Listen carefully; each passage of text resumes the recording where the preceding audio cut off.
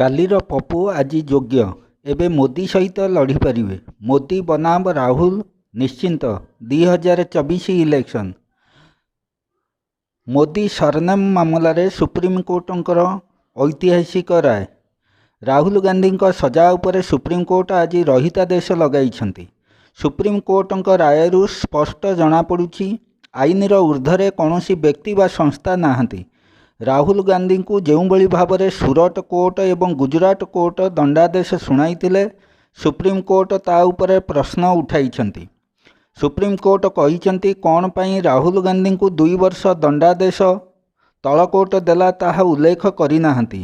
ଯଦି ଗୋଟିଏ ଦିନ କମ୍ କରି ଦଣ୍ଡାଦେଶ ଦେଇଥାନ୍ତେ ତାହେଲେ ରାହୁଲ ଗାନ୍ଧୀଙ୍କ ସଭ୍ୟପଦ କାୟମ ରହିଥାନ୍ତା, ଯାହାଫଳରେ ନିଜ ସଂସଦୀୟ କ୍ଷେତ୍ରର ଲୋକମାନେ ଆଶ୍ୱସ୍ତ ଲାଭ କରିଥାନ୍ତେ। ଯେଉଁଭଳି ଭାବରେ ସୁରତ କୋର୍ଟର ଆଦେଶ ଆସିବା ମାତ୍ରେ ତରବରିଆ ଭାବରେ ରାହୁଲ ଗାନ୍ଧୀଙ୍କର ଲୋକସଭା ସଦସ୍ୟତା ଓ ଘର ଖାଲି କରି ଦିଆଗଲା, ତାହା ଗଣତନ୍ତ୍ର ପ୍ରତି ବିପଦ।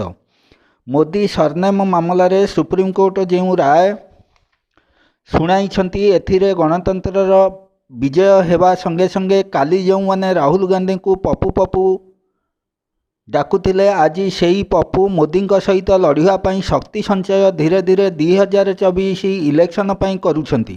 ଏଥିରେ ଦ୍ୱିମତ ହେବାର ନାହିଁ। ରାଜନୀତିରେ ବିରୋଧୀ ପକ୍ଷଙ୍କୁ ଯେତେ ଦମନ କରିବା ନୀତି ଆପଣାଇବ, ବିରୋଧୀ ସେତେ ଶକ୍ତିଶାଳୀ ଲୋକମାନଙ୍କ ଅନୁକମ୍ପା ଲାଭ କରିବେ। ଏଥିରେ ଦ୍ୱିମତ ହେବାର ନାହିଁ। ସୁପ୍ରିମକୋର୍ଟଙ୍କ ରାୟ ଆସିବା ପରେ ରାହୁଲ ଗାନ୍ଧୀଙ୍କ ସଦସ୍ୟତା ପୁନର୍ବାର ବାହାଲି ହେବା ପାଇଁ ପଥ ପରିଷ୍କାର କରିଦେଇଛି। କଂଗ୍ରେସ କର୍ମୀମାନଙ୍କ ଉତ୍ସାହର ମହଲ ଚାରିଆଡ଼େ ଖେଳିଯାଇଛି। ସୁପ୍ରିମକୋର୍ଟର ରାୟ କଂଗ୍ରେସ କର୍ମୀମାନଙ୍କ ମନରେ ଶକ୍ତି ସଞ୍ଚାରିତ କରିଛି।